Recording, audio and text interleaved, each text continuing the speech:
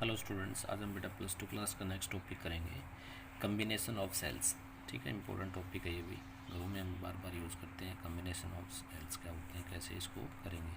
तो cells are combination in 2 ways तो हम करेंगे बेटा, सीरीज़ और पैरेलल। और एक तीसरा भी जो होगा, तीसरा वो क्या होगा, इनका दोनों को मिक्स कर देंगे। वैसे हम 2 ही लेके चलते हैं, ठीक है, लेकिन थर्ड भी एक आपको करवाएंगे। सीरीज़ कम्बिनेशन कब कहेंगे, देखिए सेलों को सीरीज़ में जोड़िए आप। पहले जोड़ना आपको आता है, ये एक्सटर्नल रेजिस्टेंस है आर क्या है, एक्सटर्नल है, कैपिटल आर है। ये सेल जोड़ दी, ठीक है, क्या पता कितने सेल, एन सेल है ये, मान लो कितने तक है, एन तक है। और प्रत्येक सेल का ये इंटरनल रेजिस्टेंस है, जो सेल के ऊपर लिखा होता है वो क्या है, इंटरनल रेजिस्टेंस, छोटा आर है। इसमें से करंट आई निकल के जा रहा है, तो आई करंट वापस आ गया इसमें, ठीक है। तो हमारा डायग्राम क्या है, कंप्लीट है। टोटल ईएमएफ होल सेल देखिए कितने सेल हैं, एन सेल है। कितने सेल है बेटा, एन सेल है। प्रत्येक का ईएमएफ कितना है, ये, तो टोटल कितना हो जाएगा, नहीं, ठीक है। टोटल सेल कितनी है, एन है, और एक सेल का ईएमएफ कितना है, ई है। तो हमने पढ़ा था क्या है, देखिए प्लस माइनस जुड़े हुए हैं, तो क्या होगा, उनके ईएमएफ जुड़ जाएगा।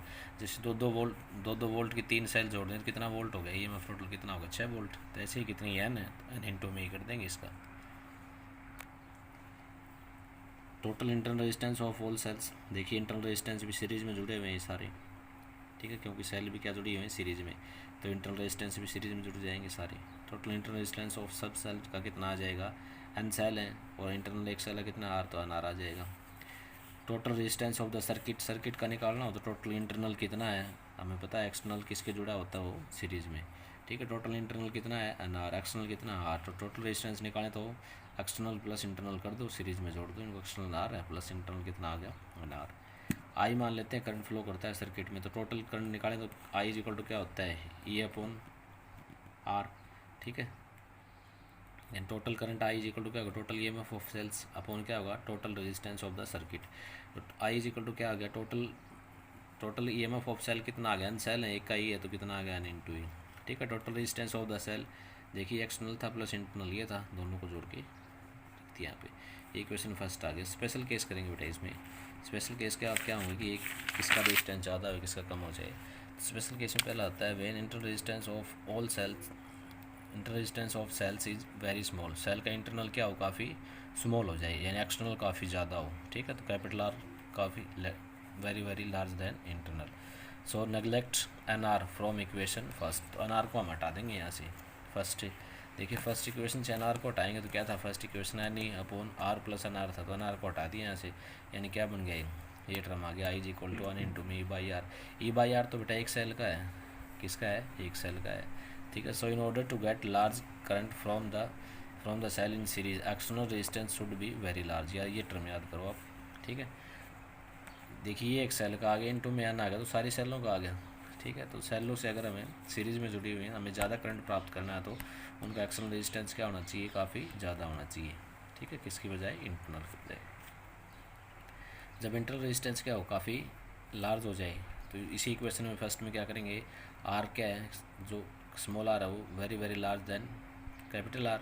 तो अब क्या करेंगे, फर्स्ट इक्वेशन से कैपिटल आर को नेगलेक्ट कर देंगे, तो क्या बन जाएगी, फर्स्ट इक्वेशन से कैपिटल आर को हटाएंगे तो क्या बनेगा, अन इंटू में अपॉन एन आर, अन से अन कैंसिल हो जाएगा। ये किसका क्या मतलब है, तो एक सेल का आ गया बेटा, ठीक है। ये सेल का क्या है, ईएमएफ, ये सेल का क्या है, इंटरनल रेजिस्टेंस। ये क्या, current due to a single cell, ठीक है। So there is no use of such a combination, तो इस कम्बिनेशन का हमारे लिए कोई यूज नहीं है।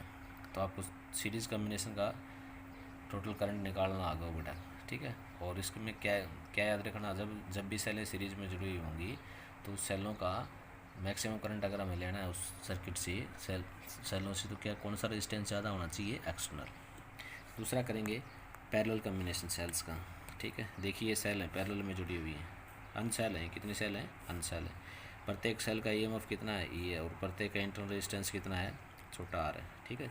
और सर्किट का एक्सटर्नल रेजिस्टेंस कितना है, कैपिटल आर है। अन सेल मान ली ईएमएफ कितना है, ये इंटरनल रेजिस्टेंस कितना आ रहा है, कनेक्टेड इन पैरेलल, ठीक है, ऐसे जुड़ी हैं ये पैरेलल में। तो रेजिस्टेंस रेजिस्टेंस किसका है, सर्किट का, तो कैपिटल आ रहा है। टोटल ईएमएफ ऑफ सेल्स कितना होगा, देखिए आपको पता है जब सेलें पैरेलल में जुड़ी होती है तो पैरेलल में वोल्टेज ईएमएफ क्या रहेगा, सेम रहेगा, पैरेलल में जुड़ी है बेटा, ठीक है। कैसे जुड़ी है, पैरेलल में, तो ईएमएफ कितना रहेगा, ई जो एक सेल का है वही रहेगा, ठीक है। टोटल इंटरनल रेजिस्टेंस कितना हो जाएगा, देखिए कितनी सेल हैं, n सेल हैं, और प्रत्येक का रेजिस्टेंस कितना है, r है। जब भी मैंने एक रूल बता रखा है, जब भी सेम रजिस्टर हो, उनका रेजिस्टेंस क्या हो, रजिस्टर का सेम हो, और वो पैरेलल में जुड़े हुए हो, तो उनको क्या कर दो, एक की वैल्यू से जितनी संख्या उससे डिवाइड कर दो, यानी number of resistor upon value of resistor upon number of cell. तो टोटल इंटर रेजिस्टेंस क्या आ जाएगा, r/n।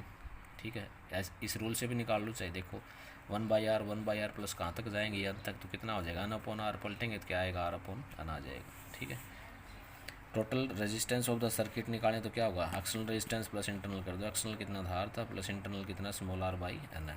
If I with the current flowing, मान लिया करंट फ्लो कितना करता है, i। ठीक है, तो क्या क्या फार्मूला होता है, i is equal to EMF upon क्या होगा, total resistance, total EMF upon total resistance क्या आ जाएगा, टोटल करंट आ जाएगा। ठीक है, टोटल EMF कितना है, n इंटू ई, टोटल EMF कितना है, n इंटू ई नहीं है, टोटल EMF कितना है बेटा, ई, देखिए ई था ना पैरेलल में जुड़ी हुई, पैरेलल में EMF क्या रहेगा, सेम रहेगा, ई हो गया। ठीक है, टोटल रेजिस्टेंस कितना है, r plus n upon r।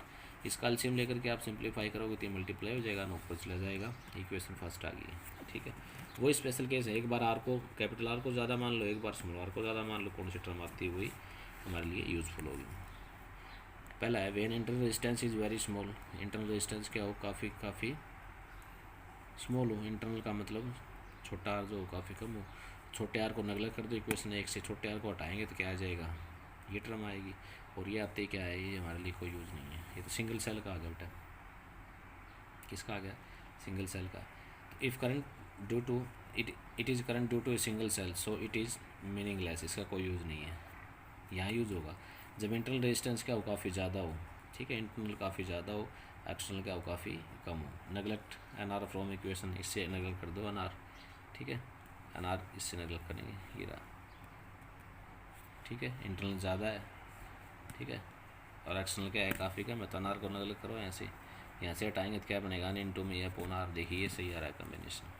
ठीक है, ये इसी की तरह आ रहा है, ये रहा। ठीक है, तो ए अपॉन आर तो क्या है, एक सेल का आ गया, और n क्या है, नंबर ऑफ सेल है, तो सभी का आ गया। इसका मतलब क्या हुआ, जब भी हमें ज़्यादा करंट चाहिए, पैरेलल कॉम्बिनेशन में सेलें जुड़ी हैं, तो सेल का इंटरनल रेजिस्टेंस क्या होना चाहिए, लार्ज होना चाहिए। ठीक है, क्या होना चाहिए बेटा, लार्ज होना चाहिए।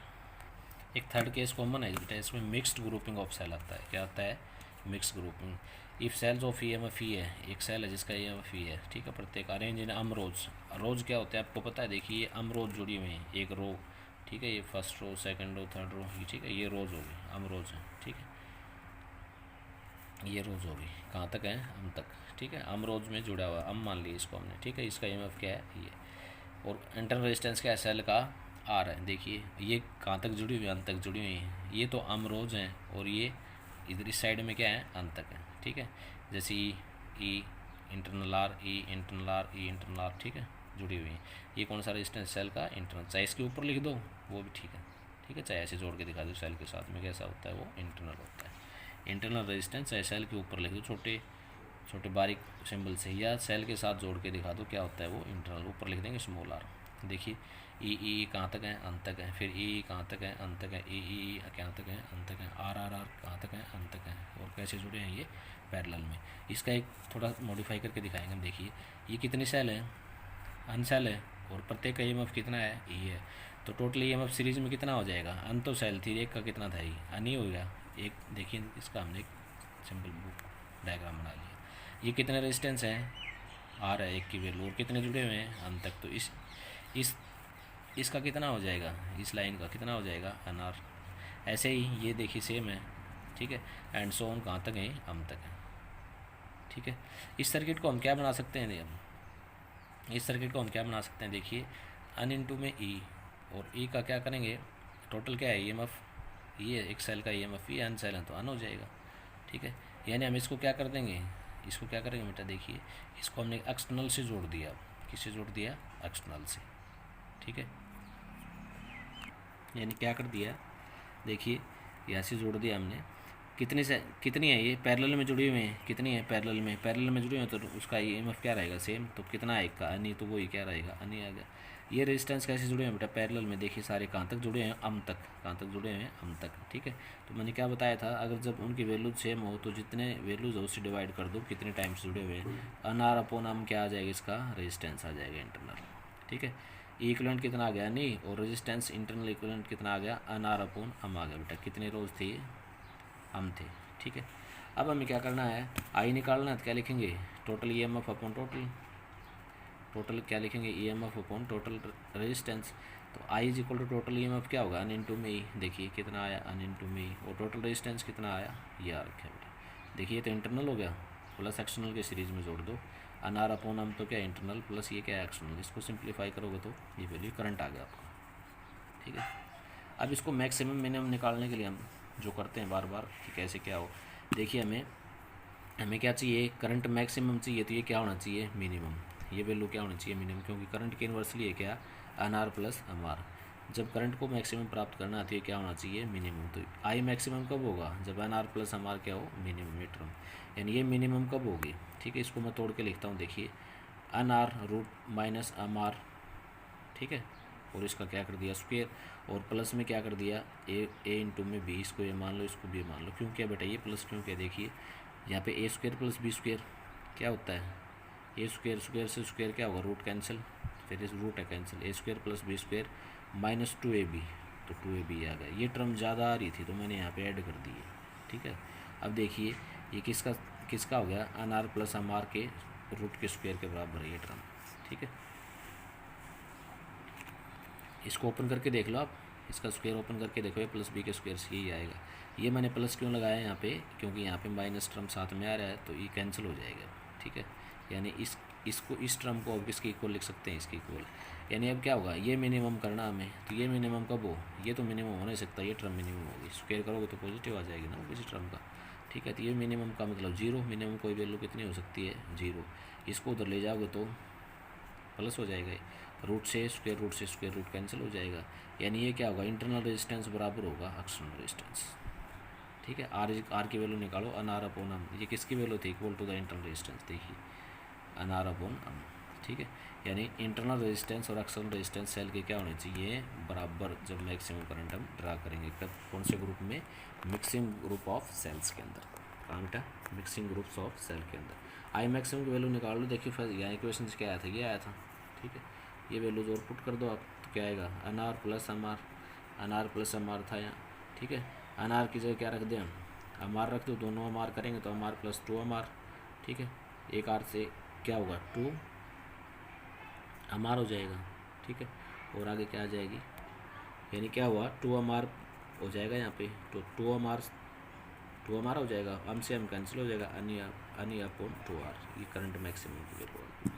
तो ये आपको पैरेलल वाला भी कर लेना है, मिक्सिंग ग्रुप ऑफ सेल वाला भी कर लेना है, ठीक है।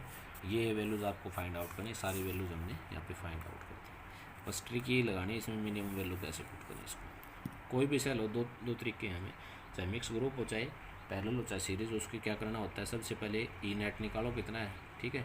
फिर क्या निकालो, आर नेट टोटल रेजिस्टेंस निकाल लो बेटा, ठीक है।